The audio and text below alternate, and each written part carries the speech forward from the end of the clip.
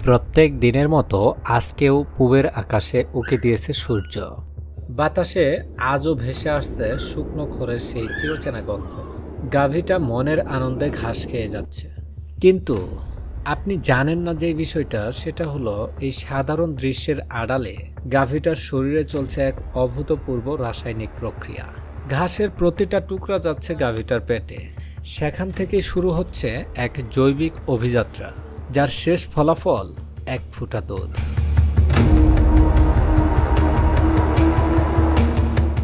প্রত্যেকটা গরুর থাকে 4টি করে পাকস্থলী: রুমেন, রেটিকুলাম, ওমাসাম এবং অ্যাবোমাসাম।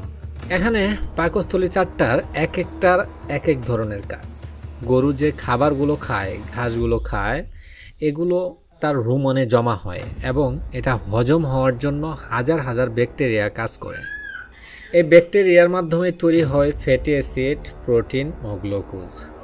এই খাদ্য উপাদানগুলো রক্তের মাধ্যমে ছড়িয়ে পড়ে সারা শরীরে, যার একটি বড় অংশ চলে যায় স্তনের দিকের রক্তনালীতে। ঠিক সেখান থেকেই দুধ তৈরির গল্পের সূচনা। প্রত্যেকটা দুধ উৎপাদনকারী গাভীর ওলানে থাকে লক্ষ লক্ষ আলভিওলাই বা দুগ্ধথলে। প্রত্যেকটা আলভিওলাই যেন এক একটা ক্ষুদ্র কারখানা। এটা অনেকটা ফুসফুসের মধ্যে যে বায়ুথলি থাকে, এই বায়ুথলির মতোই, এবং কাজটাও প্রায় সেম। বাতাসের মাধ্যমে শরীরে অক্সিজেন নেয়, কার্বন ডাইঅক্সাইড ছাড়ে।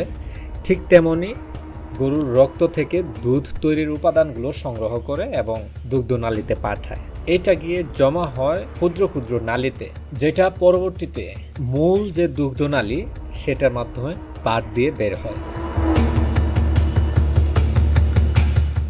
একটা গাভী যখন বাচ্চা জন্ম দেয়, সাথে সাথেই একটা হরমোন সক্রিয় হয়ে যায়, আর সেই হরমোনটা হলো প্রোল্যাকটিন। এটি দুধ তৈরি করে রাখে, কিন্তু এটা দুধ নামাতে পারে না। ওলান থেকে দুধ নামানোর জন্য আরেকটা হরমোনের প্রয়োজন হয়, আর সেটা হলো অক্সিটোসিন। এটা সবসময় নিঃসৃত হয় না বা সবসময় সক্রিয় থাকে না। এটা যখন গাভীটা তার বাচ্চাকে দেখে বা যখন বাচ্চা দুধ খাবে, চাহনি দেখেই তো তারা বুঝতে পারে। এরকম কিছু নিদর্শন দেখে গাভীর শরীরে অক্সিটোসিন হরমোনটা নিঃসৃত হয়। এই প্রক্রিয়াটাকে বলে হলো লেট ডাউন রিফ্লেক্স। এটা 5 থেকে 6 মিনিট পর্যন্ত স্বাভাবিকভাবে নিঃসৃত হয় এবং তারপর আস্তে আস্তে এটা আসা বন্ধ হয়ে যায়, যার কারণে দুগ্ধনালীটাও বন্ধ হয়ে যায় এবং দুধ দহন করা আর যায় না। দুধগুলো উপরের দিকে উঠে যায়। তাই দুধ দহন করার সময় অবশ্যই 5 থেকে 6 মিনিটের মধ্যেই দুধ দহন করে শেষ করতে হবে। এক ফোঁটা দুধ, এটা দেখে আমাদের কাছে সাধারণ কিছু মনে হলো, এটা কিন্তু মোটেই সাধারণ কিছু না। এটা অত্যন্ত জটিল ও পুষ্টি সমৃদ্ধ তরল পদার্থ। এতে প্রায় 100টিরও বেশি উপাদান থাকে। তবে দুধের মধ্যে যে উপাদানগুলো থাকে, এর মধ্যে পানি সবচেয়ে বেশি থাকে। 87 থেকে 88% পরিমাণের পানিই থাকে। এখানে থাকে ল্যাকটোজ, প্রোটিন, ফ্যাট, খনিজ পদার্থের মধ্যে ক্যালসিয়াম, ফসফরাস, ম্যাগনেসিয়াম, পটাশিয়াম।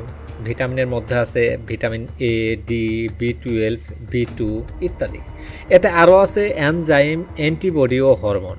এগুলো মূলত আসে হলো আপনার গাভীকে যে খাবারগুলো খাওয়ানো হয়, দানাদার খাদ্য, ঘাস, খড়, পানি, এগুলো যে খাওয়ানো হয় এর থেকেই আসে। আর এর উপর ভিত্তি করেই গাভীর দুধের গুণগত মান ও পুষ্টিমূল্য নির্ধারিত হয়। একটা গাভী যদি প্রত্যেক দিন 30 লিটার করে দুধ দেয়, তাহলে তার স্তনে অর্থাৎ ওলানে প্রায় 450 লিটার রক্ত পৌঁছাতে হয়। এখন প্রশ্ন আসতে পারে, এত রক্ত গাভীর শরীরে আসে কোথায় থেকে? আসলে গরুর শরীরে মোট রক্ত থাকে 30 থেকে 40 লিটারের মতো। তবে এই রক্তটাই বারবার উলানের দিকে প্রবাহিত হয়, রিসাইকেল অর্থাৎ বারবার ঘোরাফেরা করে উলানের দিকে। গড়ে প্রায় 10 লিটার রক্তের বিপরীতে 1 লিটার দুধ উৎপাদন হয়। এই কারণে গরুর দেহের রক্তের প্রবাহ ও চাপ এটা ঠিক রাখা অত্যন্ত জরুরি। অনেক সময় দেখা যায় যে গরুর দুধ হঠাৎ করে কমে যায়। এর পেছনে কারণ হলো স্ট্রেস, শব্দ, হঠাৎ পরিবেশের পরিবর্তন। এইসবের কারণেই মূলত গাভীর শরীরে অক্সিটোসিনের পরিমাণ কমে যায় এবং দুধ উৎপাদনও কম বেশি হয়ে যায়। এই জন্য গাভী থেকে সর্বোচ্চ দুধ পাওয়ার জন্য গাভীকে এমন পরিবেশে রাখতে হবে যেখানে সে তাকে নিরাপদ মনে করবে। এরকম পরিবেশে যদি রাখা যায়, তাহলে গাভী থেকে সর্বোচ্চ হারে দুধ আপনি সংগ্রহ করতে পারবেন। বর্তমান পৃথিবীটা এমন হয়ে গেছে যে আপনি চাইলেও দুধ না খেয়ে থাকতে পারবেন না। আপনি হয়তো সরাসরি দুধ খাচ্ছেন না, কিন্তু দুগ্ধজাত বিভিন্ন পণ্য আপনি খাচ্ছেন। কেউ হয়তো গ্লাসে দুধ খাচ্ছেন, কেউ আবার চায়ে দুধ মিশিয়ে খাচ্ছেন, আবার কেউ দুধে তৈরি আইসক্রিম খাচ্ছেন। অর্থাৎ প্রত্যেকেই দুধ খাচ্ছে, কিন্তু সেখানে প্রতিটা ফুটা দুধের পেছনে লুকিয়ে আছে একটা প্রাণীর মন, শরীর, তার রক্ত, কোষ ও হরমোনের এক অনবদ্য গল্প।